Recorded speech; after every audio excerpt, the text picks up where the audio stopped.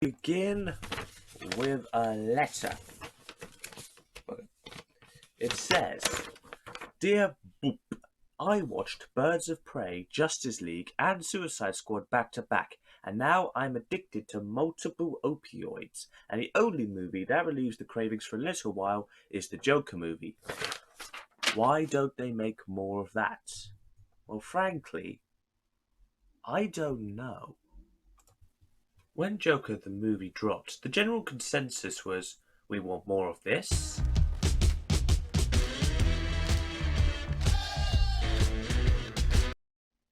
and less of this.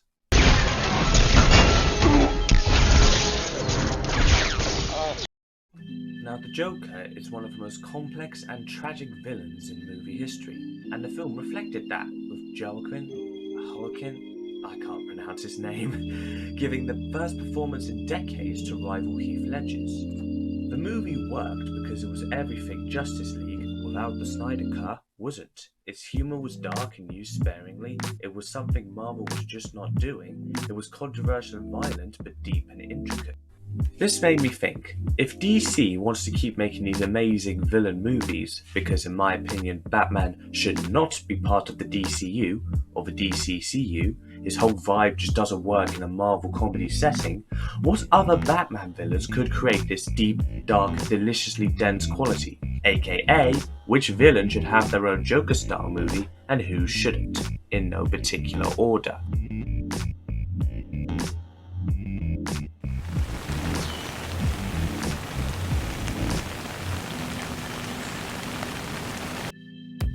One who should? The Riddler. One of the best parts of the Joker was his compulsion, his need to laugh. It helps push the plot forward while also being thematically perfect for the Joker. Guess who else has a compulsion that could be made into a very interesting movie? The Riddler's compulsion stems from his parental abuse. I can't say parental. That he endured as a child. This, in theory, left him with a strong internal desire to tell the truth and prove his innocence. However, this desire manifests itself in the form of his obsession with riddles. By dwelling more into his childhood, it would help to create a brilliant movie while differentiating itself from the Joker. This movie could show his eventual growth from a child who liked riddles to a crooked carnival booth owner, to eventually finding out that he has cancer and becoming the Riddler, and all the while slowly getting more and more creative and intelligent with his riddles until he finally creates one that the police just cannot crack, and they have no idea what he's talking about. And again, like the Joker, you could have an iconic soundtrack if you wanted, but this time you could have more modern songs, like Do It All the Time by I Don't Know How But They Found Me, or Still Feel by Half Alive. Both are funky songs, but their themes and lyrical content would go perfectly with the Riddler, as he adopts this cartoony comedic character with a dark undertone. Two-Face. Let's make something clear. I love Two-Face as a character. I think that he deserves to be in more movies. I know technically he died in The Dark Knight, but the Joker's died like 22 times in the comics alone. You can bring Harvey back to life. However, when or if they do, one thing is for sure, you can't go back into his origins. He needs a new story, because it would be impossible to get better than The Dark Knight. A lot of people talk about the Joker in that movie, and rightfully so, but Harvey's villain turn, in part because of the Joker, was so well crafted that it would be a supremely unwise decision to try and do better. While Harvey got the perfect amount of time in the Dark Knight trilogy, the next person on this list didn't get anywhere near long enough.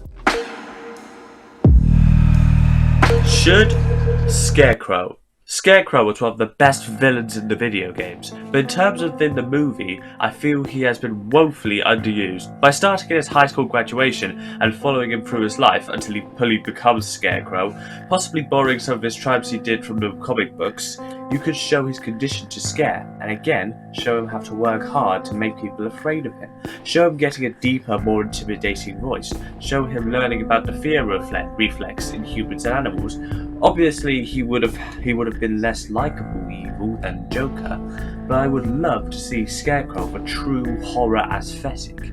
We could even see him lean more and more into the Scarecrow character, like the Joker did, eventually turning from a fear aversion therapist with a silly mask into Scarecrow from the Arkham Knight. Hell, if you wanted, you could use music from Sun, or Sweet Dreams by Marilyn Manson, or My Name Is Mud by Primus. Also, it would be awesome to see him knock some suckers out with a scythe. Shouldn't Harley Quinn.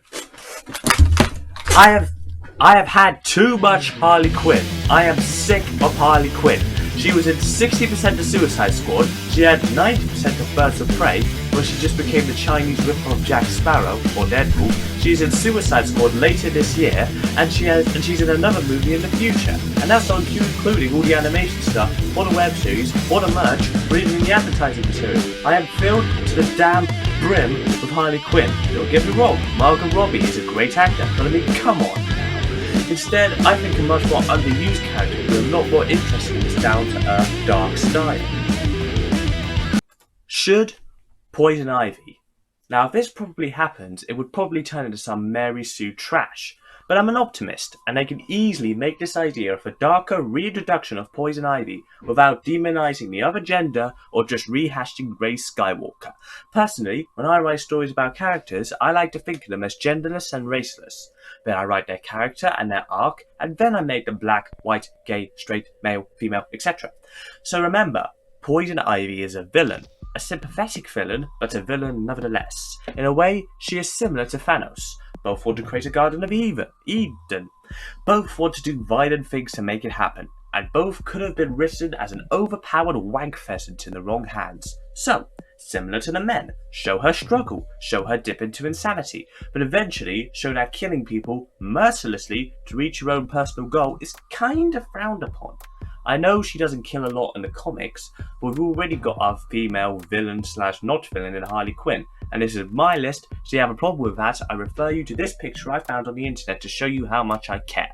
In the end, you could end on her in the second Garden of Eden that she creates in the comic, but instead of having the government just bomb the garden and be boring, have her live in the garden, and being in this paradise, having what she wants, just drives her not more insane, more hungry, more ambitious, more violent. The world needs to become what she wants. Because that's what happens when people have a large goal and they achieve it. They don't just sit down and accept it, they crave for more.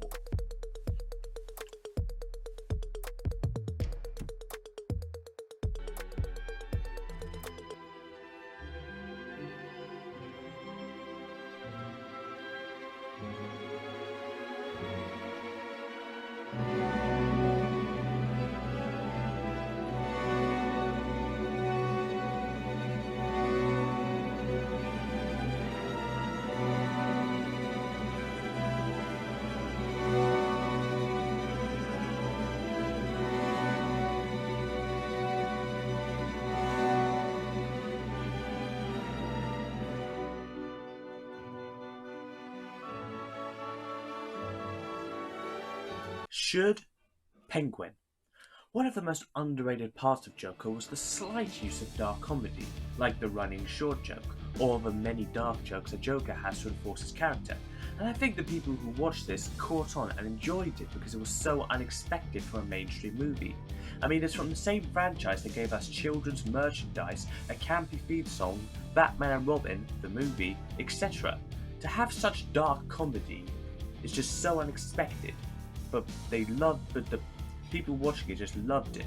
One of the most liked comments on the Joker is the Joker kills Murray scene. It went, if I remember correctly, it went along the lines of Murray didn't like the first joke, but the second one blew his mind, which is textbook dark comedy. Now, dark comedy has always come from the UK. Every famous comedy we have over here has, at the end, everything go horribly wrong and an unhappy ending, like Blackadder, or Top Gear, or even in the present day like Friday Night Dinner. Note this is a generalisation. And so, who would be a better fit for a dark comedy character, who I think he's British, I haven't checked, but he's definitely a British stereotype, than Penguin. He doesn't have to be spouting a joke every other line, but a little sprinkle of dark humour from him could go a long way. Even forgetting that, there's also a really good story you could tell out of the idea. but he hates how everybody else dresses casually while he wears posh clothing. Sort of like a gentleman, like when gentleman hates the younger generation. You could go from him hating how he is so different, but eventually realizing that while he and his mother wanted to put effort into his clothing to show respect to the person they're going to meet, aka they've taken time out of their life for you, you should show your respect by taking out time for them. People wear these disgusting casual clothes because they don't care about the authority. Penguin has two backstories into why he went into crime. In others, he is an outcast in a high society family and the rejection drives him to become a criminal. But I think the one when he turns to crime after his mother dies and the bird shop, along with all of her birds, is repossessed to pay her debts is a lot more interesting, because we can see him do gradually more evil things to overcome the challenge of getting the bird shop back, all while rejecting people from society and wearing suits, to keep the idea of his mother alive. And we can have this arc where he goes from normal street clothes to the formal weather that his mother used to love to see him in, again to keep her memories alive. This would be perfect for making a likable villain.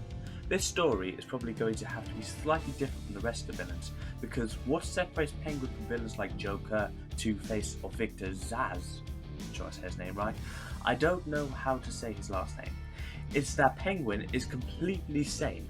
The only villain more mentally healthy than him is Ra's al Ghul. In fact, in 1992, Batman once admitted that Penguin is more smarter than him. So he isn't insane, but he is still grieving, and still has a bone to pick with the world. I also have a great idea for an ending. You end after Penguin has been able to get rid of all the debt, probably by killing multiple people or something, I don't care. Then cut to the future, when he becomes even more richer than he was before the bird shop.